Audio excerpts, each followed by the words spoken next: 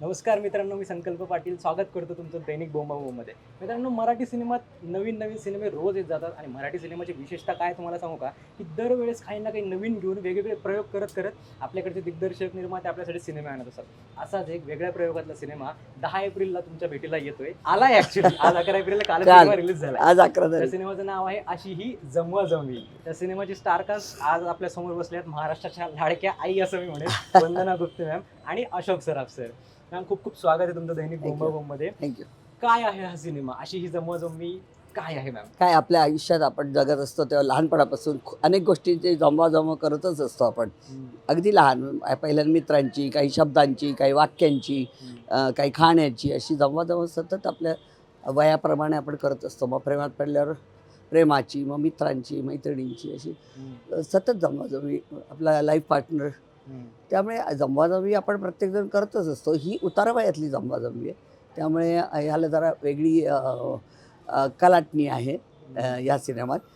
पण खूप छान निखळ असं प्रेम, प्रेमाच्या पलीकडे मैत्री, साथ, सोबत, संगत अशी हवीशी वाटणारी अशी ही जमवाजमवी. मी जसं म्हटलं तसं मराठीत दरवेळेस वेगवेगळे प्रयोग काहीतरी होतच जातात. आता ह्या सिनेमात हे उतार वयातलं प्रेम आहे जे युजली नाही होत, पण आता या सिनेमात काहीतरी आपल्याला नवीन बघायला मिळेल.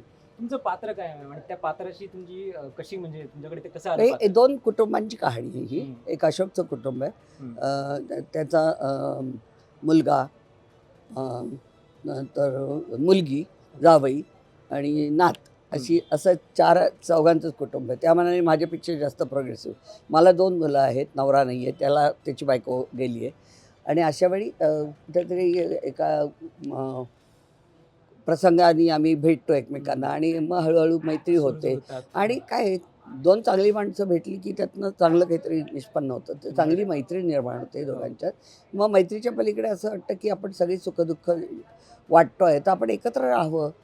उतारवयात जरी प्रेम असलं, शरीराच्या पलीकडेही काही भावना असतात, त्या आपण एकमेकांशी मोकळ्या करायला आपल्याला मिळालं तर फार बरं होईल, अशी ती विचार आहे, तो प्रस्ताव आहे. इथूनच नाटक ॲक्च्युली सिनेमा सुरू होतं आणि मग त्याची कथा पुढे कशी शेवटावर जाते. तर डॅम शुअर की या सिनेमातही तुमची भूमिका एकदम करारी आणि कणखर असेल, जशी दर सिनेमात असते. आणि नुकताच आम्ही बाई पण भारी देवा हा पण बघितला, ज्यात तुमची भूमिका अर्थात सगळ्या महाराष्ट्रालाच आवडली आहे. माझ्यासारखी कोणी नाही, असंच आहे. 100% ते खरंच आहे. Great Ashok Saraf sir, Maharashtra Bhushan, Padmashri. काय सांगाल सरांसोबत काम करण्याचा एक्सपिरियन्स कसा होता? नाही, त्याच्याबरोबर काम करण्याचा एक्सपिरियन्स माझ्या आधी लपंडाव म्हणजे 30 वर्षापूर्वी झालेली बरोबर. एक प्रेम कहाणी होती. त्यात पत्रांची अदलाबदली होती आणि असं वाटतं की तरुणपणात मुलांचं पत्र बापाच्या आणि आईच्या पुस्तकात जातं आणि त्यांना वाटतं ह्यांनी मला पाठवलं आणि ती दोघांची लग्न झालेली, व्यवस्थित संसार चालले आणि मग काय खळबळ उडते, ती लपंडाव स्टोरी होती. तर आता ही उतारवयातली प्रेम कहाणी. प्रेम कहाणीपेक्षा मला अशोकबरोबर काम करताना चॅलेंजिंग हे वाटतं की तो इतका निर्मळ आणि निखळ आणि सहज अभिनेता आहे की त्याला त्याप्रमाणे जर उत्कट होता येतं तर आपल्यालाही त्याला रेसिप्रोकेट असं करता आलं. जसा देतो तसा घेतो, जसा घेतो तसा देतो. सो गिव्ह अँड टेक हे दोघांमधलं इतकं छान जमलं आहे ना, ही केमिस्ट्री तुम्हाला बघायलाच मजा येईल ती. आणि तोडीस तोड काम करायला जाणं, आणि तो आहेच. तर ती माझी कसरत होती, ती तोडीस तोड काम करायला जाणं. पण कुठेही आपण कमी पडू नये म्हणून एक वेगळी कॉम्पिटिशन असते ना, की निस्वार्थी कॉम्पिटिशन जी सिनेमाच्या चांगल्यासाठी असते, ती मी सतत करायचा प्रयत्न केला आहे, राखायचा प्रयत्न केला आहे. त्याचे तोडीस तोड काम करण्याचा, उभं राहण्याचा प्रयत्न केला आहे आणि तो छान जमून आला आहे. म्हणजे शूट करताना काहीतरी किस्से घडले असतील, त्यातला एखादा लक्षात राहणारा किस्सा कुठला आहे? नाही, किस्से अनेक घडत असतात, पण एवढा लक्षात राहण्यापेक्षाही आमच्या जसं शूट व्हायच्या आधीचं जे रीडिंग असतं ना, डिरेक्टर आता आपण हा सीन करतोय तर त्या सीनचं रीडिंग असतं एक.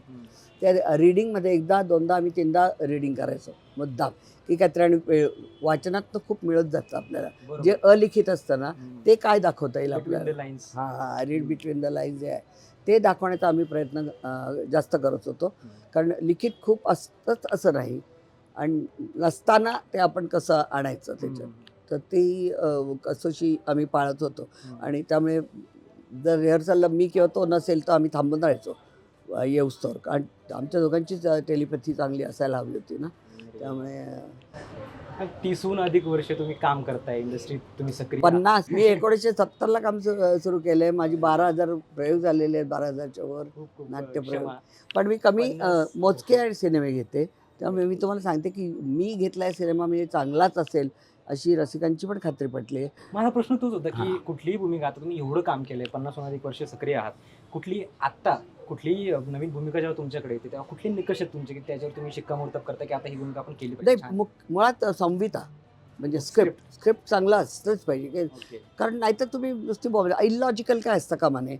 खरं जीवनाच्या बरोबर जाणारी कहाणी असेल ना तर ती मला जास्त भावते.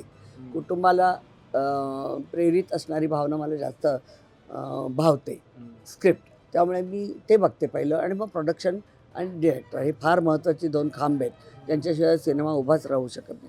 आणि बरोबरचा कलाकार, हे तिन्ही मला उत्तम मिळाल्यामुळे मी प्रोडक्शन राजकमल कला मंदिरसारखं, ज्यांना लेगसी आहे विषांतरम.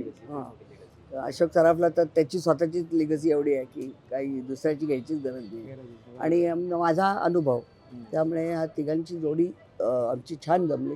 आणि हेच माझं उद्दिष्ट असतं की चांगलं स्क्रिप्ट हे फार महत्त्वाचं असतं. 50 वर्ष तुम्ही सक्रिय आहात, काम करता, मराठी सिनेसृष्टीत स्थित्यंतर होत गेलेली आहे. तर मला प्रश्न हा होता की आजकालच्या मराठी सिनेमावर टीकाही बऱ्या प्रमाणात उठते, खूप लोक चांगलं वाईट दोन्ही प्रकारे बोलतात. आणि जर असं असेल की मराठी सिनेमा कुठेतरी कमी पडतोय, तर आजकालच्या दिग्दर्शकांना, निर्मात्यांना किंवा मेकर्सना काय अशी गोष्ट मराठी सिनेमाविषयी करणं गरजेची अशी तुम्हाला वाटते?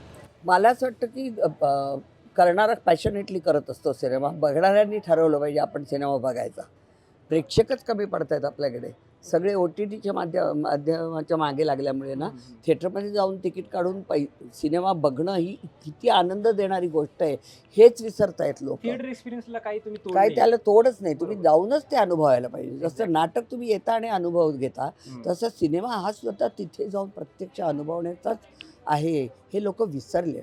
मला असं वाटतं की मराठी माणूस जर कन्नड लोक मराठी सिनेमासुद्धा जाऊन पॅशनेटली बघतात, त्यांचे तर बघतात. इंग्लिश चित्रपट येऊ देत नाहीत हॉलिवूडचे. बरोबर. त्यांना त्यांच्या भाषेचा केवढा अभिमान आहे. हा अभिमान आपल्या भाषेविषयी का नाही मराठी लोकांना?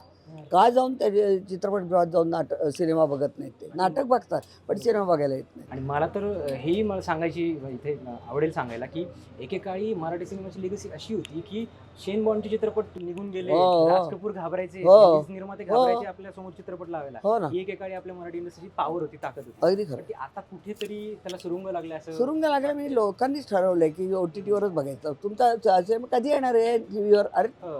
असं का विचारता तुम्ही? सिनेमा हे माध्यमच असं आहे की ते मोठ्या स्क्रीनवरच बघावं. बरोबर. लार्जर दॅन लाईफ तुम्ही बघताय काहीतरी सिनेमाचा थिएटरमध्ये जाऊन, त्याचा आनंद घ्या. पॉपकॉर्न खाऊ नका, वडापाव खायचा नसेल नका खाऊ, परवडत नसेल, पण नाटक सिनेमा हा तिकीट काढून प्रेक्षागृहात जाऊन बघण्यासारखा आहे. आणि म्हणून मी फक्त प्रेक्षकांना दोष देईन. तुम्ही कशी बाई पण देवाला गर्दी केली, बरोबर. तुम्ही कशा काही श्वासला गर्दी दिली. बरोबर. श्वास नेतो आपल्या सिनेमात सृष्टीत प्राणवायू फुंकला. ऑस्करपर्यंत जमायला. हां, पुन्हा एकदा बॉक्स ऑफिस ओपन झालं. तर ती श्रद्धा ठेवा ना. जो माणूस करतोय तो पॅशनेटली करतो. तुम्ही ठरवा की हा नाही बघायचा, हा बघायचा. पण जो बघायचा आहे तो जाऊन बघा. बरोबर. तो तरी बघा जाऊन. तुम्ही ह्याच्या मोबाईलवर कशाला बघताय तो? ती काय येता जाता बघण्याची गोष्ट नाही आहे, ती मोठ्या स्क्रीनवर बघण्याचीच गोष्ट आहे. मला नक्कीच वाटतं त्यामुळे की- मी लोकांनाच दोष देईन. पॅशनेटली सिनेमा बनवणाऱ्यांना मी दोष नाही देत. मला नक्कीच वाटतं की हे गिव्ह अँड टेक प्रोसेस आहे. म्हणजे निर्माते किंवा फिल्म मेकर्स मेहनत करतात, इतकंच आपण प्रेक्षक म्हणून त्यांना दाद द्यायला पाहिजे. चांगल्या सिनेमाला, चांगल्या कंटेंटला सपोर्ट केला पाहिजे. आणि आय एम शुअर की मराठी प्रेक्षक आहेत अजून जागे जे करतील सिनेमाला सपोर्ट. आणि मला हा आनंद आहे, अशी ही जमवाजमवी हा फक्त चित्रपटगृहात दाखवला जाणार आहे, OTTवर येणारच नाही आहे. मग आता तर 100% चित्रपटगृहात जाऊन बघितलाच पाहिजे हा सिनेमा. अशी ही जमवाजमवी 10 एप्रिलला रिलीज झालाय सिनेमा. पटकन जा, तिकीट काढा. आणि मॅडमचा फार मजा आहे. तुम्ही खूप आनंद घ्याल सगळ्या कुटुंबाबरोबर बघा. चालेल. खूप खूप धन्यवाद. आणि मॅम सिनेमाला खूप खूप Thank you. शुभेच्छा. Thank you. Yes, thank you.